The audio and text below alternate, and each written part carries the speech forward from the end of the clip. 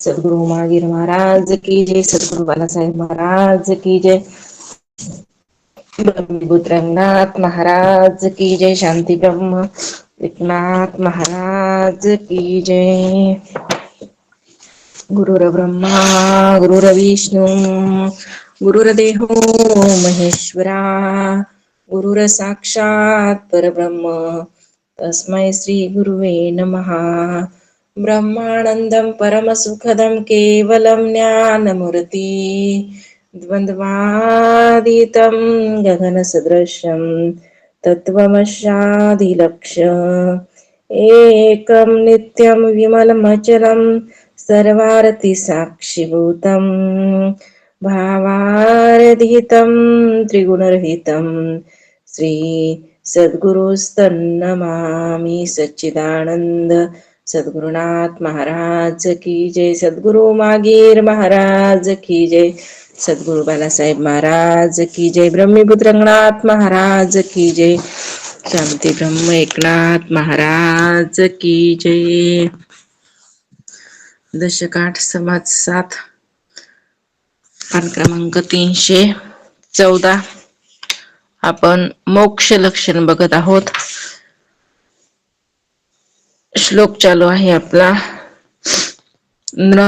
नृदेह माध्यम सुलभम दुर्लभम प्लेवम सुखलम गुरु कर्णधारम मयानुकूलेन न बस्वतेरितम पुमान भवाब्दी न तरेत्स महात्मः. तर अर्थ सांगतात.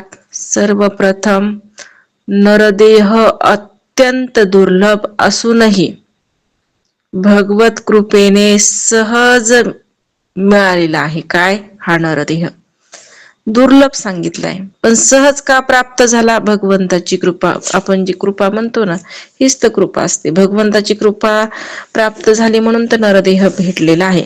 आणि तो सदृढ होडीसारखा असून गुरुदेव हे त्यांचे कर्णधारक आहेत. या देहाचे कर्णधारक असणारे कोण आहेत? तर म्हणले सद्गुरु. मज भगवंताची कृपा हा अनुकूल वाहणारा वारा आहे. ही एक नाव आहे. ओडी म्हणजे काय? नाव आहे, देहरूपी नाव आहे. त्याच्यामध्ये कर्णधार म्हणजे मुख्य असणारे सद्गुरु आहेत. आणि भगवंत जे आहेत, भगवंताची कृपा हा अनुकूल वाहणारा वारा सांगितलेला आहे. हे सर्व मिळूनही जो मनुष्य या भवसागरातून तरुण जात नाही, एवढं अनुकूल वातावरण आहे. चौकून सगळीकडे काय झालेलं आहे? तर प्रसन्नता आहे. गुरु भेटलेले आहेत, अनुकूल वातावरण आहे, देह चांगला आहे. सगळं वातावरण व्यवस्थित असताना सुद्धा जो मनुष्य भवसागरातून तरुण जात नाही, तो आत्मघातकी जाणावा. मग तो कोण आहे? आत्मघात केला त्यानं. स्वतःच्या स्वरूपाची काही ओळख करून घेतली नाही. मनुष्य देह भेटून सुद्धा फक्त संसारामध्ये मग्न राहिला, विषय भोगामध्ये आसक्त राहिला. विषय भोग कधी सुटले नाहीत आणि भगवंताकडे कधी आलेला नाही, भगवत स्वरूपाची कधी प्राप्ती करून घेतली नाही. असा जो जीव आहे तो आत्मघाती सांगितलेला आहे. नरदेह दुर्लभ अल्पसंकल्पाचा लाभ गुरु कर्णधारी स्वयंभ सुख पाववी. नरदेह दुर्लभ आहे खरा, पण अल्पशा संकल्पाने त्याचा लाभ होत असतो. गुरु हे कर्णधार असून स्वतः सिद्ध असल्याने ते सुखाची प्राप्ती करून देत असतात. नरदेह दुर्लभ तर आहेच, पण जेव्हा आपण सत्य संकल्प करू, ऐका नाही, आता आपण संकल्प केला की नाही, आता माझं काय झालं पाहिजे, की ह्या जन्मामध्ये माझं काम झालंच पाहिजे, मला मोक्ष भेटलाच पाहिजे. सत्य संकल्प आहे ना. आहे की नाही. किंवा मग माझं एवढं एवढं नामस्मरण झालं पाहिजे, सत्य संकल्प करायला काय हरकत आहे, करायलाच पाहिजे. कारण जेव्हा आपण सत्य संकल्प करत असतो ना, तेव्हा भगवंताला सुद्धा आपल्या त्या संकल्प पूर्ण करण्याची काळजी पडलेली असते बरं का. पण आपण योग्यताला, त्या पात्रतेला प्राप्त झालेलं असलं पाहिजे बरं का. कोणाचाही सत्य संकल्प जो आहे तो सिद्धीला जात नाही. जसं नामदेव महाराजांना सत्य संकल्पच केला होता की मला काय करायचे आहेत, अभंग करायचे आहेत, म्हणून लिहिला केला होता ना संकल्प. ते ह्या जन्मात पूर्ण नाही केले, पण पुढच्या जन्मामध्ये तुकोबराय हा नामदेव महाराजांचाच अवतार आहे. आणि राहिलेले अभंग त्या जन्मामध्ये पूर्ण करावाच लागले का नाही. म्हणजे संकल्प सत्य असल्यावर फळ देतच असतं बरं का. फक्त काय पाहिजे, आपली योग्यता तशी असावी लागते. देव अनुकूल नवे जया, स्वयं पापितो प्राणिया, भवाब्धी न तरवेतया, आत्महत्या राबोली जे. ज्याला देवाची कृपा लाभत नाही, तो प्राणी स्वतः अत्यंत पापी असतो. त्याला भवसागर तोडून जाणे शक्य होत नाही. त्याला आत्मघातही घातकी असेच म्हणतात. म्हणून कृपा पण असावी लागते भगवंताची. ईश्वर कृपा, सद्गुरु कृपा, शास्त्र कृपा, अंतकरण कृपा, ह्या कृपा व्हाव्या लागत असतात. जोपर्यंत ईश्वराची कृपा होणार नाही, तोपर्यंत संत महात्मा आपल्याला प्राप्त होणार नाही. संत महात्मा प्राप्त झाल्यावर, सद्गुरू भेटल्याच्या नंतर, आपल्याला त्यांची कृपा झाल्याच्या नंतर शास्त्र कळत असतं, मग शास्त्राची कृपा होत असते. पण जेव्हा शास्त्र कळायला सुरुवात होत असते, त्याचे जे काही शब्द आहेत शास्त्रामधले, जे आपल्याला जेव्हा उमजू लागतात, समजू लागतात, अंतकरणामध्ये ठसतात, तेव्हा मग त्या अंतकरणात काय होत असते, कृपा अंतकरणाची मग होत असते. ज्ञाने विहीन प्राणियासी, जन्म मृत्यू लक्ष 84, तितुक्या आत्महत्या त्यासी, म्हणून आत्महत्यारा. नरदेहात ज्ञान प्राप्त करून घेतले नाही तर 84 लक्ष योनीत जन्म मरण भोगावे लागते. म्हणून नरदेहामध्ये काय करायचं आहे, आत्मज्ञान प्राप्त करून घ्यायचं आहे. जर आपण ज्ञान प्राप्त नाही करून घेतलं तर परिणाम आहे 84 लक्ष योनी भोगावे लागतात. म्हणजे तितक्या आत्महत्या त्याला घडतात, म्हणून त्याला आत्महत्यारा असे म्हटलेले आहे. म्हणजे इथं सांगत आहेत समर्थ की नरदेहात ज्ञान तर प्राप्त करून घेतलं नाही आपण, तर 84 लक्ष योनी त्याला जन्मावं लागल, मरावं लागल. आणि तितक्या जन्म मरणाचं जे पाप आहे, हत्येचं, कारण का जन्मावं लागायले, मरावं लागायले, आत्मज्ञान नाही ना प्राप्त करून घेतलं. म्हणून तुला काय करावं लागत आहे, जन्म मरण भोगावं लागत आहे.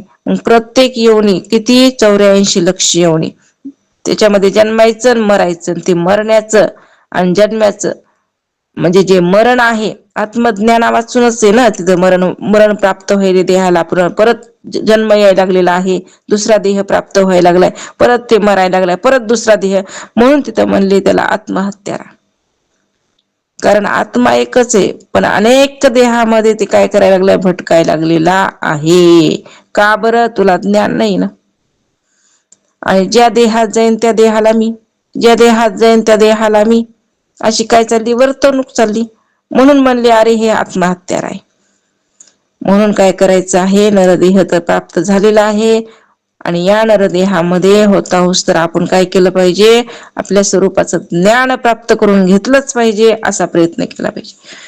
नरदेही ज्ञाने विन कदा न चुके, जन्म मरण भोगणे लागती दारुण, नाना नीच योनी. नरदेह प्राप्त झाला असता, ज्ञान प्राप्त करून घेतले नाही, तर जन्म मरण परंपरेतून सुटका होऊ शकत नाही, आणि नाना दारू नीच योनी भोगाव्या लागतात. अनेक योन्या सांगितल्यात, जे डोळ्याला दिसतात त्या योन्या आहेत.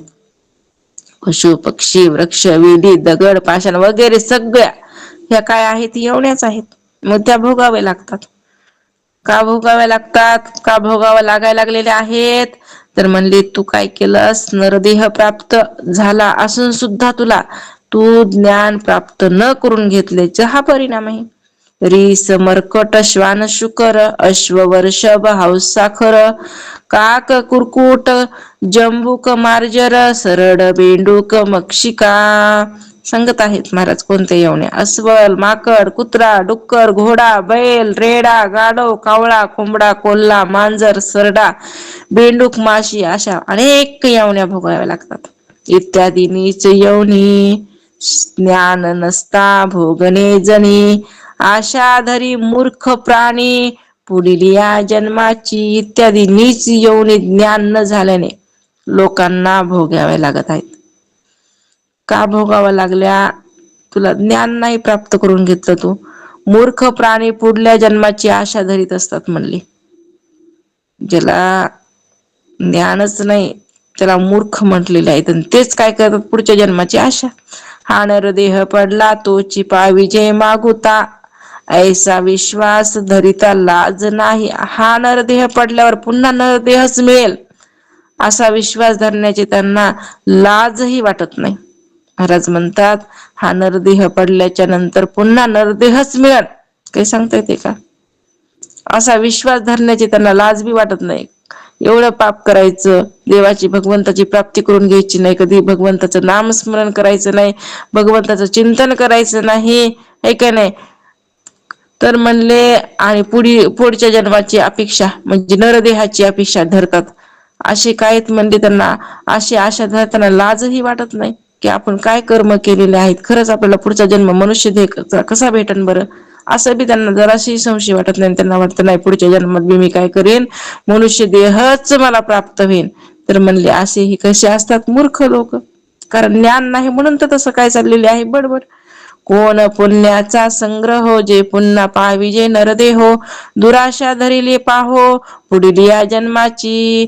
त्या महाराज म्हणतात त्यांनी काय असा मोठा पुण्य संग्रह केलेला असतो की परत नरदेह लाभन, पण तरी मनात पुढल्या मनुष्य जन्माची दुराशा बाळगतात. तरी मनामध्ये वाटतं नाही पुढे आम्हाला मनुष्य देह येणार आहे.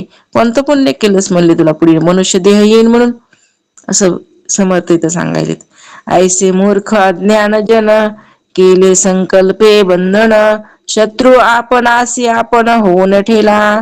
असे जे मूर्ख आणि अज्ञानी लोक असतात ना ते स्वतःच्या संकल्पनानेच बंधनात पडतात आणि आपण आपले शत्रू होऊन राहतात. म्हणून संकल्प कोणता करावा हे बी कळावं लागते. कोणताही संकल्प करायला जमत नाही. आपलाच संकल्प आपला वैरी होते. ऐकराया नवलपरी आपला संकल्प आपला वैरी. देह बुद्धी वाढवी शरीरी अति करी भवभया. नाथबाबा म्हणतात आपलाच संकल्प आपल्याला काय होते शेवटी वैर प्राप्त वैरी होते म्हणले. कारण का जर देहबुद्धीचा संकल्प असेल तर आत्मबुद्धीचा संकल्प करा ना तुम्ही, देहबुद्धीचा संकल्प करायला आणि तेच संकल्प तुम्हाला भव आणि भयामध्ये काय करायलाय भटकवायला लागायला लागलाय. आत्ममेवम आत्मनो बंधुरात्मेव रिपुरात्मनः. आपणच आपले बंधू आपणच आपले शत्रू असतो असं समर्थ इथं सांगत आहेत. ऐसे संकल्पाचे बंधन सतसंगे तुटे जाण ऐकतयाचे लक्षण सांगिजेल. मग असे जे संकल्पामुळे बंधन उत्पन्न होते ते सतसंगाने तुटते. जर महाराज म्हणतात असे संकल्पनामुळे बंधन उत्पन्न होते, पण आपण जर संतांची संगती केली ना, कारण संत संगतीच करावी लागते. संत संगतामधूनच काय होत असते तर जे ज्ञान आहे ते आपल्याला प्राप्त होत असते संतांच्या संगतीमध्ये. आणि त्या ज्ञानाच्या योगाने आपण देहारूपी संकल्प देहाबुद्धीचा संकल्प कधीच करू शकत नाहीत. मग कारण ज्ञान झाल्यावर कसं करण मनुष्य, आहे की नाही. अज्ञान कालामध्ये करू शकतो, पण जेव्हा त्याला ज्ञान होईल तेव्हा तो तसा देहबुद्धीचा संकल्प कधीच करू शकत नाही. म्हणून असं जे संकल्पनामुळे बंधन उत्पन्न होते ते संत संघाने तुटत असते, हे जाणून घ्यावे. आता त्याचे लक्षण सांगतो तेही ऐका म्हणले. पाच भूताचं शरीर निर्माण झाले सचराचर प्रकृती स्वभावे जगताकार वरतो लागे आपलं शरीर तसंच सर्व चराचर हे पंचमहाभूतापासून झालेलं आहे. आपलं शरीरच पंचमहाभूतापासून झाले, बाकीचे पदार्थ ए टू झेड पदार्थ जगतामधले सुद्धा कोणापासून उत्पन्न झालेत? पंचमहाभूतापासून. प्रकृतीच्या स्वभावानुसार या जगातील सर्व कार्य चाललेले असते. देह अवस्था अभिमान स्थाने भोग मात्रा गुण शक्ती आदी करून लक्षण चौपुटी तत्वाचे. देह अवस्था अभिमान स्थान भोग मात्रा गुण आणि शक्ती असे 8 तत्व.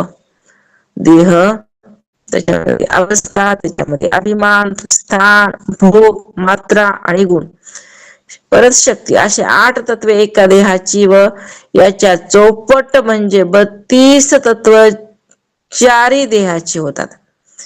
तर इथं सांगितलेलं आहे 8 तत्व एका देहाची. देह किती? 4 आणि 4 देहाची 32 तत्व इथं सांगितलेली आहेत बर का. तर प्रत्येकाचं मानणं वेगवेगळं असतं, आहे का नाही. कोणी आता इथं फक्त देह सांगितले, त्याच्यामधल्या अवस्था सांगितल्या, त्याच्यामधले अभिमानी सांगितले, त्याच्यामधलं स्थान सांगितलं, कोणतं स्थान येते, पुन्हा भोग सांगितला, मात्रा सांगितली, गुण सांगितली, परत एक शक्ती सांगितली. असे 8 तत्व सांगितलेत एका देहाची. मग चौपट म्हणजे याच्या चौपट म्हणजे 32 तत्वे चारी देहाची सांगितली, म्हणजे अवस्थाच फक्त सांगितली आहे का नाही. जागृत, स्वप्न, सुषुप्ती आणि तुर्य अवस्था, म्हणजे ह्या चारी देह चे 8 तत्व मिळून किती म्हणले? 8 32 तत्वाचा देह. असं चारी देह 32 तत्वाचे आहेत असं यांना इथं काय केलेलं आहे? थोडक्यात सांगितलेलं आहे. अवस्था बघा अवस्थाचे तत्व मोजून बघा किती होतात? 32. ऐसे पिंड ब्रह्मांड रचना विस्तारे वाढली कल्पना निर्धारिता तत्वज्ञाना मते भांबावली. मग अशी ही पिंडाची ब्रह्मांडाची रचना विस्तार पावल्याने तत्वज्ञानाचा निर्धार करताना अनेक कल्पनाच्या योगे मताचा गोंधळ झाला आहे. आता जेव्हा पिंडाची आणि ब्रह्मांडाची रचना विस्तार करताना महाराज म्हणतात, तेव्हा अनेक कल्पनाच्या योगे जेव्हा ब्रह्मांडाची आणि पिंडाची रचनाचा विस्तार पावल्याने तत्वज्ञानाचा निर्धार करताना अनेक कल्पनाच्या योगाने मतामध्ये गोंधळ पडतो. मग कोणी काही म्हणतच राहतं, मतांतरित असतातच. नाना मती नाना भेद भेदे वाढती विवाद तरी तो ऐक्यतेचा संवाद साधू जाणती. नाना मते नाना भेद यामुळे वादविवाद उत्पन्न झालेला आहे, पण त्या सर्वांचा समन्वय कसा साधायचा ते साधूच सांगत असतात, ते जाणत असतात. तर या संवादाचे लक्षण पंचभूतिक देह जाण, त्या देहामध्ये कारण आत्मा ओळखावा. त्या संवादाचे लक्षण याप्रमाणे जाणावं की देह 5 भौतिक आहे, 5 भौतिक तत्वाचा देह बनलेला आहे. त्यात आत्मा हा कारण म्हणून ओळखावा. त्या देहामध्ये आत्मा कसा आहे? कारण आहे असं काय केलं पाहिजे? म्हणले ओळखलं पाहिजे. देह अंती नासो न जाय त्यास आत्मा म्हणू नये. नाना तत्वाचा समुदाय देहामध्ये आला. देह शेवटी नष्ट होतो. देह शेवटी काय व्हायलाय? नष्ट व्हायला, म्हणून त्याला आत्मा कधीच म्हणायचं नाही. देह म्हणजे आत्मा नाही. देह आत्म्यापेक्षा कसा आहे? भिन्न आहे. देह वेगळा आहे, आत्मा भिन्न आहे. घरामध्ये राहणारा कधी घर होऊ शकत नाही. घरामध्ये राहणारा वेगळा आहे आणि घर वेगळं आहे. तसं देहामध्ये राहणारा आत्मा आणि देह ह्याच्यामध्ये सुद्धा काय आहे? तर भेद आहे, फरक आहे. या देहामध्ये नाना तत्वे एकत्र आलेली आहेत. देहामध्ये अनेक तत्व एकत्र आलेले आहे आणि त्याचा देह बनलेला आहे. अंतकरण प्राणादिक विषय इंद्रिय दशक हा सूक्ष्माचा विवेक बोलिला शास्त्री. आता बघा इथं सांगायले अंतकरण मन बुद्धी चित्त अहंकार अंतकरण पंचक. प्राण, अपान, व्यान, उदान, समान. प्राण पंचक शब्द, स्पर्श, रूप, रस, गंध. विषय पंचक 5 कर्म इंद्रिय व 5 ज्ञान इंद्रिय म्हणून 25 तत्वाचा सूक्ष्म देहाचा विचार शास्त्राने केला आहे. शास्त्राने सूक्ष्म देह इथं पण सांगत आहेत. 25 तत्वाचा काय सांगितलेला आहे? सूक्ष्म देह सांगितले. त्याच्यामध्ये सांगितले 5 अंतकरण म्हणजे अंतकरण पंचक सांगितलं, प्राण पंचक सांगितलं, विषय पंचक सांगितलं, ज्ञानेंद्रिय पंचक सांगितलं आणि कर्म इंद्रिय पंचक सांगितले. असे 5 25 तत्वाचा सूक्ष्म देहाचा इथं काय सांगितलेला आहे म्हणतात? विचार सांगितलेला आहे. आपल्याला सगळ्यांना हे माहिती झालेलं आहे. 25 सूक्ष्म देहाचे जे 25 तत्व आहेत, आपण ते काय केलेले आहेत? चांगले सगळ्याकडून पाठ करून सुद्धा घेतलेले आहेत. अंतकरण पंचक 5 अंतकरण, प्राण पंचक 5 प्राण, ऐका नाही, विषय पंचक 5 विषय, कर्मेंद्रिय पंचक 5 कर्मेंद्रिय, ज्ञानेंद्रिय पंचक 5 ज्ञानेंद्रिय, असे मिळून 25 तत्व. 25 तत्वाचा सूक्ष्म देह बनलेला आहे. स्थूल सूक्ष्म कारण महाकारण विराट हिरण्य अव्याकृत मूळ प्रकृती जाण ऐसे अष्टदेह. सूक्ष्म देहाचा शोध घेऊ लागले की अंतकरण, मन, बुद्धी आणि इतरही नाना तत्वांच्या उपाधीहून आत्मा वेगळा आहे हे कळतं. घेता सूक्ष्माची शुद्धी, भिन्न अंतकरण, मन, बुद्धी, नाना तत्वाची उपाधी, वेगळा आत्मा. म्हणजे सूक्ष्म देहाचा जेव्हा आपण शोध घेऊ लागतो तेव्हा अंतकरण, मन, बुद्धी इतरही नाना तत्वांच्या उपाधीहून आत्मा कसा आहे? वेगळा आहे हे कळतं. कारण अंतकरण म्हणजे आत्मा नाही, प्राण म्हणजे आत्मा नाही, ऐक नाही, हे कर्म इंद्रिय हे जे काही आहेत ते म्हणजे आत्मा नाही, मन, बुद्धी. कारण का? त्याच्यापेक्षाही वेगळा आत्मा आहे. या सर्व उपाधीपेक्षा आत्मा कसा आहे? भिन्न आहे. जेव्हा आपण शोध घ्यायला जाऊ तेव्हा कळून येतं. नाही तर कुणी मनापर्यंतच गेलं, कोणी बुद्धीपर्यंतच गेलं, ऐक नाही, कुणी प्राणापर्यंतच गेलं, कोणी देहालाच मी म्हणायला लागले, स्थूल देहालाच. म्हणजे इथपर्यंत शास्त्रज्ञाचं जेव्हा आपण मतांतर बघतो तेव्हा कोणी मनालाच आत्मा म्हणले, कोणी बुद्धीलाच आत्मा म्हणले, कुणी देहालाच आत्मा म्हणायला लागलेत. तर त्याच्या ही पुढे कुणी प्राणालाच आत्मा म्हणतंय, कुणी आनंदमय कोशालाच आत्मा म्हणायला लागले.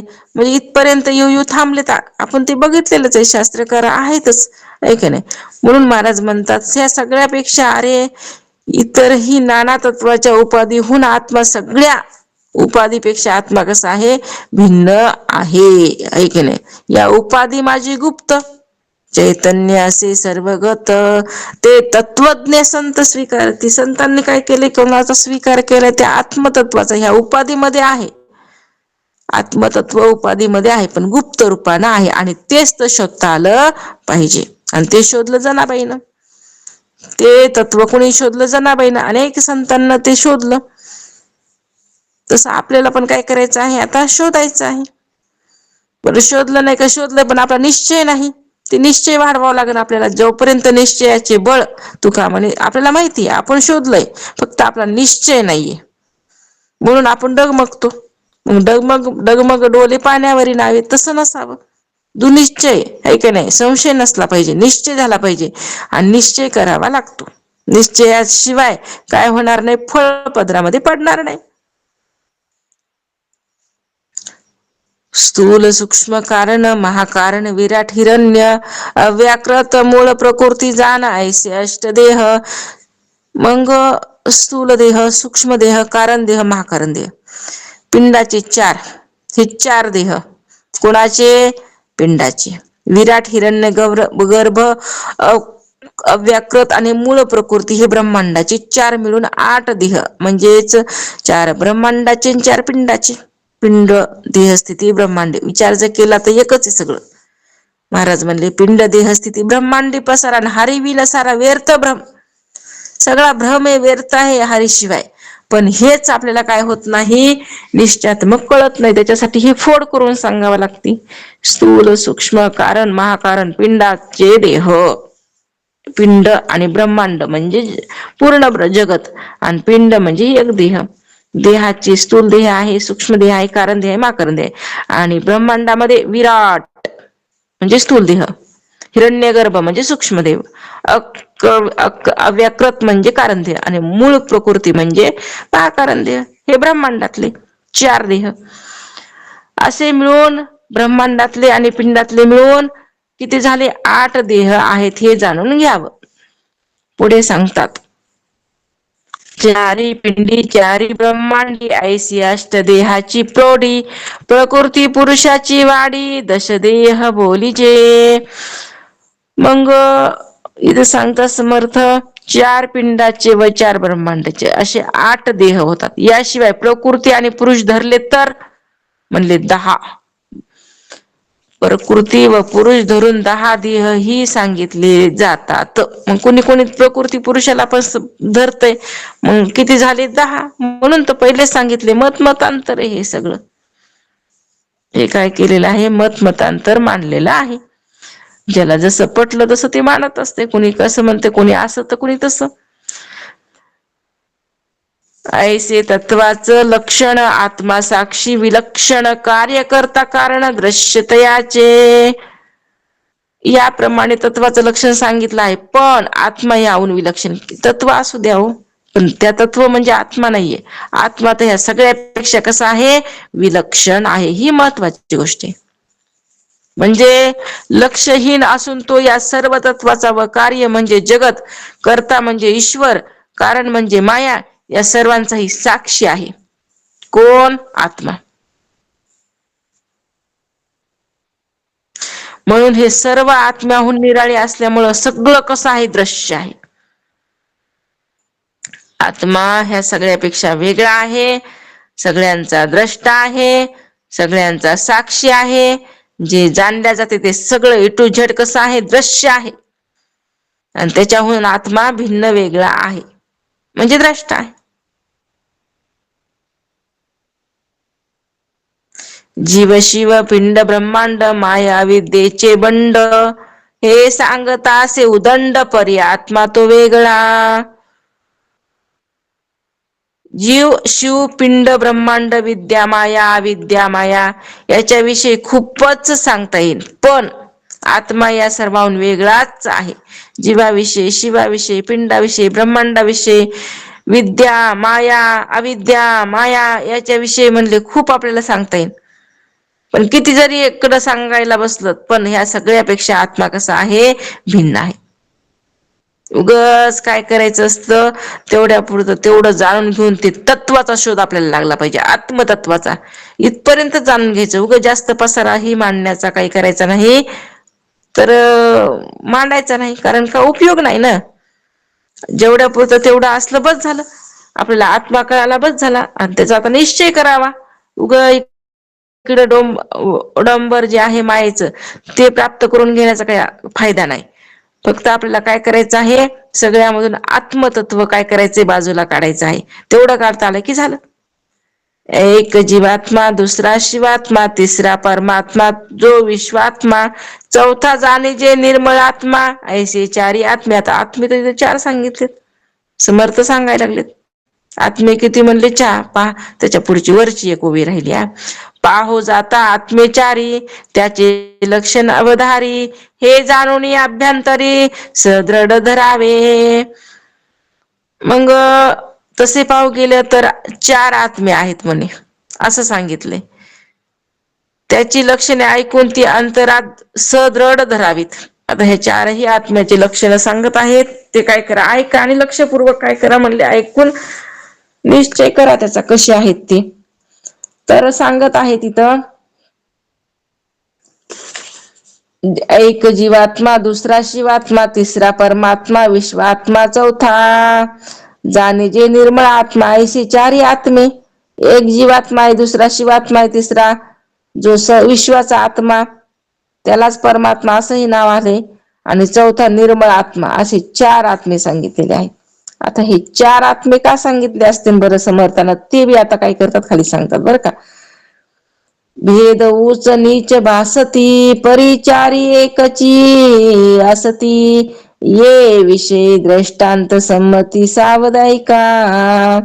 त्यात उच नीच असे भेद भासत असले तरी वास्तविक ते 4 एकच आहेत, हे कळावं म्हणून दृष्टांत सांगितलं जात आहे. तो सावधपणे ऐका. आता जरी आपल्याला हे सांगितले 4 आत्मे, का सांगितले? उच नीच असा भेद असल्यामुळं वास्तविक तर चारही नाहीत, एकच आहे. हेच कळण्याकरता आता आपल्याला समोर काय करत आहेत, दृष्टांत देत आहेत समर्थ. तो दृष्टांत नीट लक्षपूर्वक काय केला पाहिजे, ऐकला पाहिजे. काही काही महत्वाचे दृष्टांत असतात. घट आकाश, मठ आकाश, महद आकाश, चिद आकाश, अवघे मिळवणी आकाश एकची असे. आता बघा दृष्टांत दिलाय, एक घट आकाश आहे, दुसरा मठ आकाश आहे, तिसरा महद आकाश आहे, चौथा चित आकाश आहे. अशी चार आकाशे सांगितली. आकाशाचे प्रकार असे चार सांगितले जातात. तरी खरे पाहता सर्व मिळून एकच आकाश आहे का वेगळं काही आहे? घट आकाश, मठ आकाश, महद आकाश, चिद आकाश, आणि सगळ्यामध्ये आकाशच आहे. नवे नवे सगळं आकाशच आहे. उग उपाध्या आल्यात म्हणून त्याला नाव भिन्न दिली. घटाची उपाधी लागली म्हणून घट आकाश, मठाची उपाधी लागली म्हणून मठ आकाश, महद आकाशाची उपाधी महद आकाश, चिद आकाशाची उपाधी चिद आकाश. आहे आकाश एकच, पण उपाध्यामुळे काय वाटायले भिन्न भिन्न. तसाच प्रकार आत्म्याचा पण आहे. तसाच प्रकार काय सांगितलेला आहे, आत्मस्वरूपाचाही तोच प्रकार सांगितलेला आहे.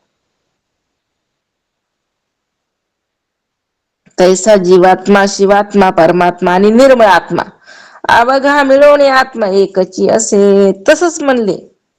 जसं घट आकाश, मठ आकाश, मध आकाश, चिदाकाश सांगितलं, तसं ज्याप्रमाणे जीवात्मा, शिवात्मा, परमात्मा आणि निर्मळ आत्मा असे मिळून एकच आत्मा आहे. जीवात्मा बी तोच आहे, शिवात्मा बी तोच आहे, परमात्मा बी तोच आहे, निर्मळ आत्मा ही तोच आहे.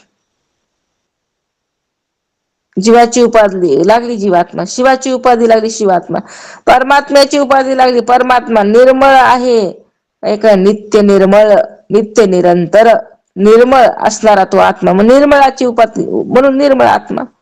असे सर्व मिळून एकच आहे, पण त्याला काय झाली, उपाधी लागली म्हणून काय केलं, भिन्न भिन्न नाव. पण कसा आहे, आत्मा एकच आहे. ईश्वर चैतन्य म्हणा का जीव चैतन्य म्हणा, कुटस्थ चैतन्य म्हणा किंवा मग इकडे ब्रह्म चैतन्य म्हणा, एकच आहे ना. चैतन्य शेवटी एकच, उपाध्यामुळे नावं भिन्न भिन्न आली. तेच सांगत आहे समजून इथं. घटी व्यापक जे आकाश तया नाव घटाकाश, पिंडी व्यापक ब्रह्मांडांश ब्रह्मांश त्यास जीवात्मा बोली जाता. बघा, घटाला व्यापून जे घट आकाश असतं त्याचं नाव काय सांगितलं, घटाकाश. घटाला व्यापून जे आकाश त्याचं नाव घटाकाश. घटाला व्यापून, घटामध्ये जे व्याप्त आकाश आहे त्याचं नाव सांगितलं घटाकाश. तसं पिंडाला व्यापून जो ब्रह्मांश असतो त्याला जीवात्मा म्हणतात.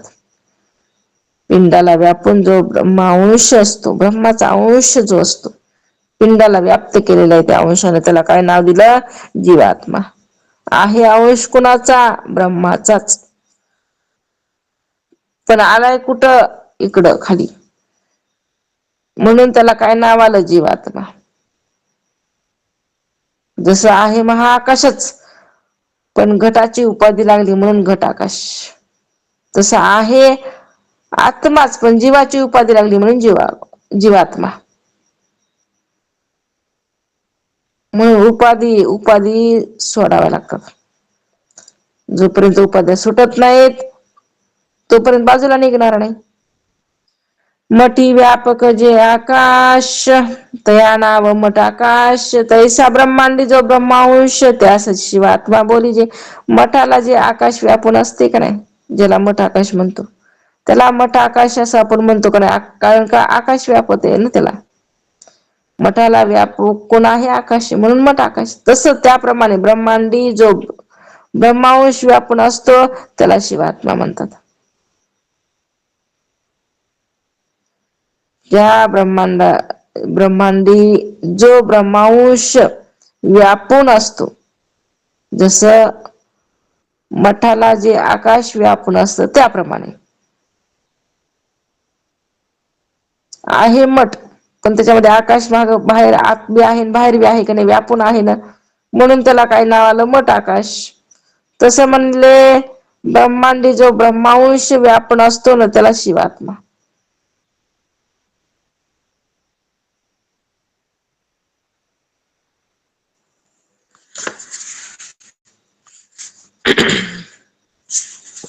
मठाबाहेरील आकाश तया नाव महद आकाश, ब्रह्मांड बाहेरील ब्रह्मांश त्यास परमात्मा बोली. जे आता मठाच्या बाहेर जे आकाश असतं त्याला महद आकाश म्हणायचं.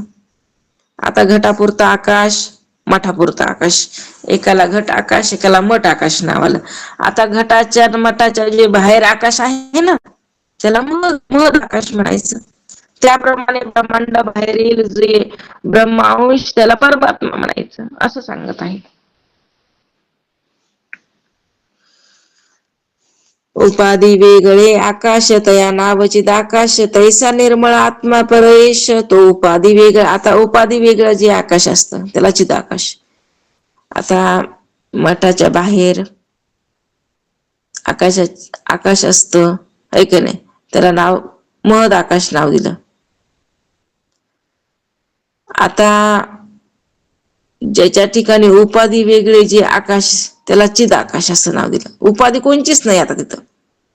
आता इथं तरी समजा काय घट होता, मठ होता, मठाच्या बाहेरचं एक आकाश होतं, मठाच्या बाहेर एक आहे असं समजलं कल्पना. पण म्हणले आता इथं उपाधीचा संबंधच नाही. जरी मठाच्या बाहेर आहे ना पोकळ भाग आहे ना, म्हणून तिथं तरी महद आकाश म्हणता येते. आता म्हणले उपाधीचा संबंधच नाही बरं, मग त्याला काय म्हणायचं, चिदाकाश. उपाधी वेगळा जो ब्रह्मांश तोच निर्मळ आत्मा असते परेश. निर्मळ आत्मा परेश जाणारा उपाधीच्या वेगळा, ज्याला उपाधीच नाही तो निर्मळ आत्मा.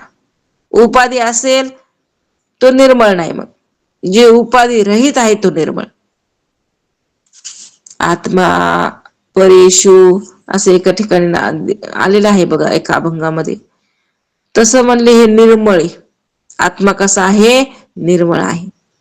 उपाधी योगे वाटे भिन्न परिते आकाश अभिन्न, तैसा आत्मा स्वानंद घन एकची असे. उपाधीच्या योगे आकाश भिन्न भासते पण वास्तविक ते अभिन्नच असते.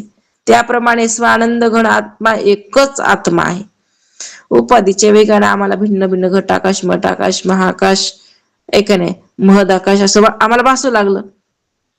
पण म्हणले ते उपाधीच्या योगानं, उपाध्या होत्या म्हणून भासू लागलं. उपाध्याचा नाश झाल्यावर एकच आकाश आहे.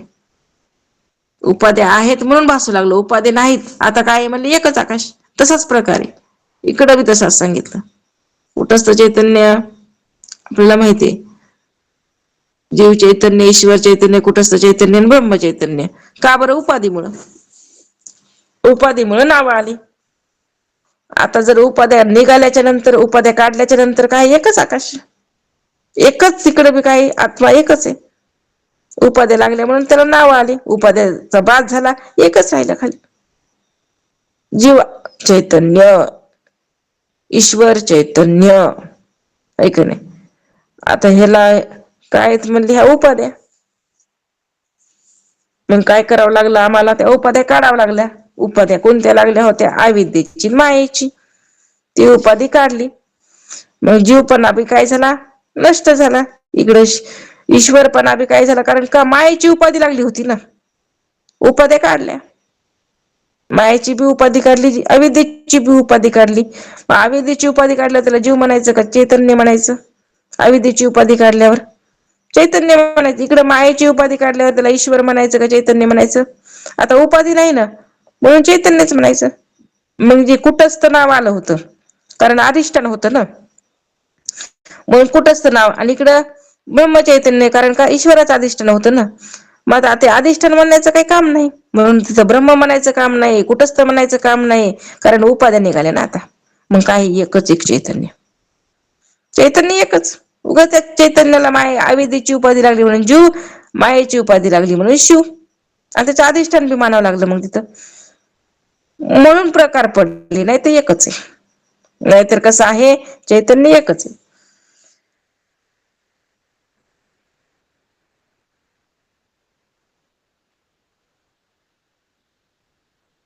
मठाबाहेरील आकाश तया नाव महद आकाश, ब्रह्मांडा बाहेरील ब्रह्मांश त्यास परमात्मा बोली. जे मठाच्या बाहेर जे आकाश असतं त्याला महद आकाश असं नाव आहे. त्याप्रमाणे ब्रह्मांडा बाहेरील जे ब्रह्मांश त्याला परमात्मा म्हणतात. उपाधी वेगळे आकाश तया नावचित आकाश, तैसा निर्मळ आत्मा परेश तो उपाधी वेगळा. उपाधी वेगळे जे आकाश त्याला चिदाकाश असे नाव आले. तसं उपाधी वेगळा जो ब्रह्मांश तोच निर्मळ आत्मा परेश जाणला जातो. उपाधी योगे वाटे भिन्न परी ते आकाश अभिन्न तैसा आत्मा स्वानंद घन एकची असे. उपाधीच्या योगे आकाश भिन्न भासलं. कशामुळे वाचलं? उपाधीच्या योगानं. पण वास्तविक हे अभिन्नच असतं बरं का. त्याचप्रमाणे स्वानंद घन असा एकच आत्मा आहे. उपाधीमुळे भिन्न भिन्न वाटायले. नाहीतर बघा ना, आकाशच आहे. तिथं घटाची उपाधी लागली म्हणून घट आकाश, मठाची उपाधी लागली म्हणून मठ आकाश. नाही तर आकाश एकच आहे.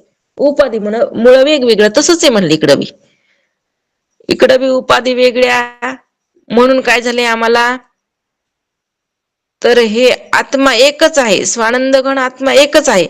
पण अनेक उपाध्या लागल्यामुळं आम्हाला अभिन्न असून ते भिन्नपणानं काय व्हायले, भासायला लागले.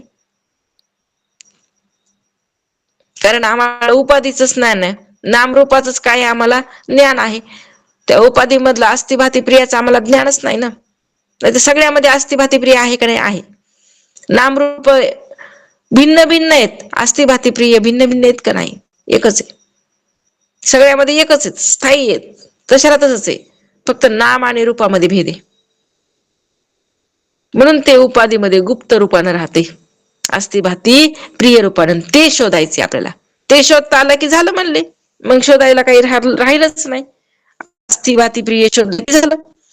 अस्ति भाती आणि प्रिय सोपं आहे.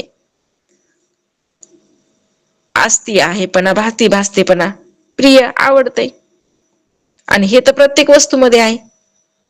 स्वरूपच आहे ना हे प्रत्येक वस्तूचं. आणि तेच काय आहे? अस्ति भाती प्रिय आहे, भासायले प्रिय वाटायले. हे पद कुणाचं आहे? त्या परमात्म्याचं आहे. आणि नामरूप कुणाचं आहे? मायेचं. नाम आणि रूप मायेचं, अस्थिभाती प्रिय परमात्म्याचं. 5 अंशात मग जगत. आणि ह्याचा निवाडा करता आला पाहिजे. म्हणून इथं विवेक पाहिजे. विवेक असेल तर निवाडा करता येईल, आणि विवेक असेल तर निवाडा करता येणार नाही. मग आपलं सकटमकट चाललंय. फक्त आपण नामरूपाचीच काय दृष्टी आहे, अस्थिभातीची प्रियची दृष्टीच नाहीये. कारण का नाही? विवेक जवळ नाही म्हणून विवेक पाहिजे. प्रत्येक पदार्थामधला आपल्याला काय झाला पाहिजे? हा निवाडा करता आला पाहिजे. अस्थिभाती प्रियाचं ग्रहण करायचं, नामरूपाचा त्याग करायचा. काही भागाचा त्याग, काही भागाचं ग्रहण. आलं का नाही आता बरोबर? काही भागाचा त्याग करा, काही भागाचं ग्रहण करा. विरोधी भागाचा त्याग करायचा, अविरोधी भागाचं. मग विरोध कुठे यायलाय बघा. नानात्व कुठे यायले, विरोध कुठे यायलाय? तर म्हणले त्या नामरूपामध्येच यायलाय. अस्थिभाती प्रियामध्ये विरोध येतच नाही. तिथं कसं एकच आहे. उगाच ते पाण्यालाच काय नाव आले भिन्न भिन्न. तळ्यातलं पाणी, मळ्यातलं पाणी, पाटातलं पाणी, आळ्यातलं पाणी. पाणी तर एकच आहे. पाणी तर एकच आहे. उग नाव आली. आळ्यापुरतं आळ्याची उपाधी लागली, आळ्यातलं पाणी. पाठामधलं पाणी चाललं होतं असं मस्त दान काढून दिला, त्याच्यातून पाणी चाललं म्हणून पाठातलं पाणी. तळ्यामध्ये आहे म्हणून तळ्यातलं पाणी. तळ्यातलं पाणी, पाठातलं पाणी आणि आळ्यातलं पाणी. आहे काय? पाणीच आहे. पण नावं काय आली? भिन्न भिन्न. कशामुळे आली? त्या उपाधी. आळ्याची उपाधी लागली, पाठाची उपाधी लागली, तळ्याची उपाधी लागली म्हणून नावं भिन्न भिन्न. तशाच प्रकारे हे पूर्ण जे नाम रूपात्मक वस्तू आहेत, नानात्व जे आहे, त्याच्यामुळं काय वाटायला आपल्याला? त्या वस्तूच आपल्याला ज्ञान आहे. आणि तेच आपण काय करायला? त्याचा स्वीकार करत. मधलं जे अस्थिभाती प्रिय आहे त्याचा कोणी स्वीकार करायचा? म्हणून त्याचा स्वीकार करता आला पाहिजे. म्हणून ज्यांनी असा स्वीकार केलेला आहे, ज्यांना असं ज्ञान झाले, मग त्यांनी स्पष्ट शब्दामध्ये सांगितलं, जे जे दृष्टी दिसते ते हरिरूप आहे. जे दिसायले ते हरीचंच रूप आहे. कारण का? उपाधी वेगळे, तुम्ही निर्विकार. दृष्टी झाली ना तशी. तशी दृष्टी प्राप्त करून घेतली होती ना. अभ्यासानं काय झाली? अशी दृष्टी परिपक्व अवस्थेला प्राप्त झालेली. कारण काही दिसत नाही, नामरूप दिसतच नाही, अस्थिभाती प्रिय दिसते. कारण दिव्य दृष्टी प्राप्त झाली ना. चर्मचक्षुचा बाध झाला, दिव्य दृष्टी प्राप्त झाली. म्हणून तर आम्हाला काय दिसायले? फक्त चैतन्य. म्हणून तर या उपाधीमादी गुप्त चैतन्य असे सर्व. चैतन्याशिवाय दुसरं काहीच नाही. आणि ते तत्वज्ञ संत स्वीकारते. ज्याला हे जे ज्ञान आहे तत्वाचं, त्यालाच ते स्वीकारते. ते बाकी कुणाला येत नाही बरं का. म्हणून ते ज्ञान महत्वाचे आहे. उपाधी योगे वाटे भिन्न परिते आकाश अभिन्न तैसा आत्मा स्व आनंद घन एकची असे. उपाधीच्या योगे आकाश भिन्न भासते, पण वास्तविक ते अभिन्नच असतं ना. त्याप्रमाणे स्वानंद घन आत्मा असा एकच आहे.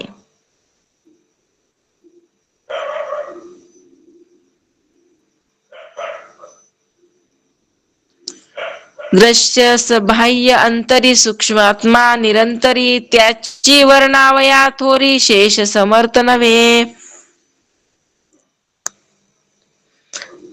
दृश्याला आतून बाहेरून व्यापून असणारा सूक्ष्म आत्मा निरंतर एकच आहे. त्याची थोरवी वर्णन करायला शेष सुद्धा समर्थ नाही. शेषाला सुद्धा वर्णन करता आलेलं नाही.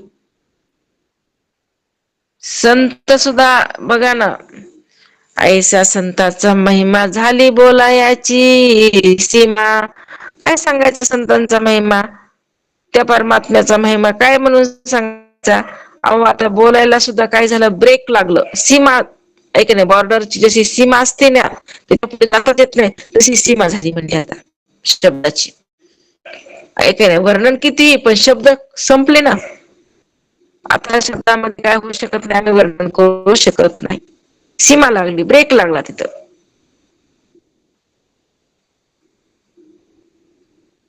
दृश्याला तसं महाराज म्हणतात, उपाधीच्या योगी आकाश भिन्न भासते, वास्तविक ते अभिन्नच असते. त्याप्रमाणे स्वानंद घन असा एकच आत्मा आहे. दृश्याला आतून बाहेरून व्यापून असणारा सूक्ष्म आत्मा निरंतर एकच आहे. त्याची थोडी वर्णन करायला शेष सुद्धा समर्थ नाही. एकच आहे, पण त्याला शेषाला सुद्धा वर्णन करता येत नाही बरं का, त्या सूक्ष्म आत्म्याचं. ऐसे आत्म्याचे लक्षण जाणता नाही जीव, पण उपाधी शोधिता अभिन्न मुळीच आहे. हे आत्म्याचं लक्षण नीट जाणून घेतलं पाहिजे. जीव पण उतरतच म्हणले, हे लक्षण जाणलं की जीवपणाच राहत नाही. चारही भेद उपाधीच्या योगाने भासत होते. उपाधीचा शोध घेतला तरी ती मिथ्या ठरते. म्हणून स्वरूपतः हे भेद खरे नसून समजावून सांगण्यासाठी त्याची कल्पना केली जाते. मुळात आत्मा एकच आहे. हे भेद आपल्याला कळण्याकरता, समजून सांगण्याकरता त्यांना ती कल्पना करावी लागली, नाही तर मुळात आत्मा एकच आहे. का कल्पना करावी लागली तुम्हाला सांगायची, तिथपर्यंत न्यायचं युक्तीनं परयुक्तीनं. म्हणून आम्हाला न्यावं सगळे बात कर मांडलं, पुन्हा मोडलं ना सगळं. पहिलं बी एकच होतं, नंतर बी एकच आहे. मध्यंतरी काहीतरी पसरा मांडला आणि पुन्हा मोडून टाकला. पूर्ववत स्थिती तसंच आहे एकच, पण हे कळण्याकरता हा पसारा मांडला. कारण पसारा मांडला म्हणून तर कळलं नसतं, मांडला तर कळालं नसतं, म्हणून तर मांडावं लागलं ना. आणि म्हणून आलं की दिला म्हणली मोडून. आता सगळं काय केलं, पसारा सारून टाकला बाजूला.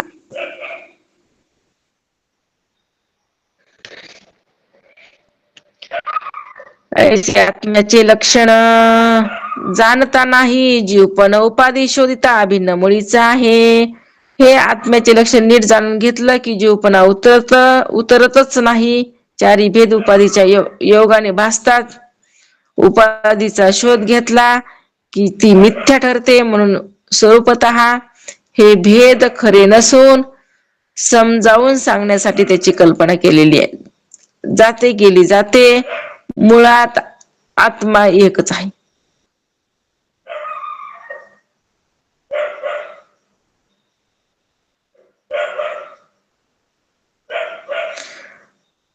जीवपणे एकदेशी अहंकारे जन्मसोसी विवेक पाहता प्राणयासी जन्म कैचा. देहाच्या उपाधीमुळे तो स्वतःला एक देशी जीव समजतो. अहंकारामुळे जन्म भोगावा लागते. अहंकार जर असेल सारखं जन्मायचं मरायचं. नीट विचार केला तर प्राण्याला जन्मही नाही हे कळून येतं विचार केल्याच्या नंतर. पण जर विचाराचा अंत असेल, विचारच करू शकत नसेल, तर ह्याच्यामध्येच भटकते. म्हणून विचार प्राधान्य सांगितलंय परमार्थामध्ये. जन्म मृत्यू पासून सुटला या नाव जाणे जे मोक्ष ज्याला, तत्वे शोधिता पावला तत्वाता वस्तू. जन्म व मृत्यू पासून सुटणे यालाच मोक्ष म्हटलेला आहे. तत्वाचा शोध घेऊ लागला असता त्या तत्वापासून आपण भिन्न आहोत हे कळून येते. अशा रीतीनं शोध घेता घेता तो शोध घेणारा वेगळा उरतच नाही, तर तो तत्वतः वस्तूच होऊन राहतो. ते पाहू गेलो, पाहणे विसरलो, पाहायला गेलो पण पाहणच विसरून गेलो, ब्रह्मानंद झालो देवराय. देव पहावयासी गेलो तेथे देवची होणी ठेलो, अशी अवस्था प्राप्त होत असते त्याला शोधायला गेल्याच्या नंतर, असं समर्थ इथं सांगायला लागलेले आहेत. राहिलेला विषय उद्या अवधूत चिंतन. श्री गुरुदेव दत्त सच्चिदानंद सद्गुरुनाथ महाराज की जय. सद्गुरु मागीर महाराज की जय. सद्गुरु बालासाहेब महाराज की जय. ब्रह्मीभूत रंगनाथ महाराज की जय. शांती ब्रह्म एकनाथ महाराज की जय. ओम पूर्णमद पूर्णमिदं पूर्णात् पूर्णमुदच्यते पूर्णस्य पूर्णमादाय पूर्णमेवावशिष्यते. मनोबुद्ध्यंकार चित्तानि नाहं न च श्रोत्रजिह्वे न च घ्राणनेत्रे न च व्योम भूमिर्न तेजो न वायु चिदानंदरूप शिवोऽहं शिवोऽहं. न च प्राणसंज्ञो न वै पंचवायु न वा सप्तधातुर्न वा पंचकोश न वाक्पाणिपादो न चोपस्थपायु चिदानंदरूप शिवोऽहं शिवोऽहं. न मे द्वेषरागो न मे लोभमोहो मदो नैव मे नैव मात्सर्यभाव धर्मो न चार्थो न कामो न मोक्ष चिदानंदरूप शिवोऽहं शिवोऽहं. न पुण्यं न पापं न सौख्यं न दुःखं न मन्त्रो न तीर्थ न वेदा न यज्ञाः अहं भोजनं नैव भोजनं न भोक्ता चिदानंदरूप शिवोऽहं शिवोऽहं. न मे मृत्युशंका न मे जातिभेद पिता नैव मे नैव माता न जन्म न बन्धुर्न मित्र न गुरुनैव शिष्य चिदानंदरूप शिवोऽहं शिवोऽहं. अहं निर्विकल्पो निराकाररूपो विभुर्व्याप्य सर्वत्र सर्वेन्द्रियाणां सदा मे समत्वन्न मुक्तिर्न बन्ध चिदानंदरूप शिवोऽहं शिवोऽहं. चिदानंदरूप शिवोऽहं शिवोऽहं. चिदानंदरूप शिवोऽहं शिवोऽहं. पुंडलिक वरधारी विठ्ठल श्री ज्ञानदेव तुकाराम पंढरीनाथ भगवान की जय. मौली ज्ञानेश्वर महाराज की जय. जगद्गुरु तुकाराम महाराज की जय. शांती ब्रह्म एकनाथ महाराज की जय. ब्रह्मीभूत रंगनाथ महाराज की जय. संत जनाबाई महाराज की जय. संत मोतीराम महाराज की जय. संत मारुतराम महाराज की जय. अवधूत चिंतन श्री गुरुदेव दत्त सच्चिदानंद सद्गुरुनाथ महाराज की जय. सद्गुरु मागीर महाराज की जय. सद्गुरु बालासाहेब महाराज की जय. सद्गुरु विवेकानंद महाराज की जय. सद्गुरु मोरेताई महाराज की जय. सब संतन की जय. सब भक्तजनों की जय. आज के आनंद की जय. जय गुरुदेव जय हरिताई सर्वांना राम. जय गुरुदेव.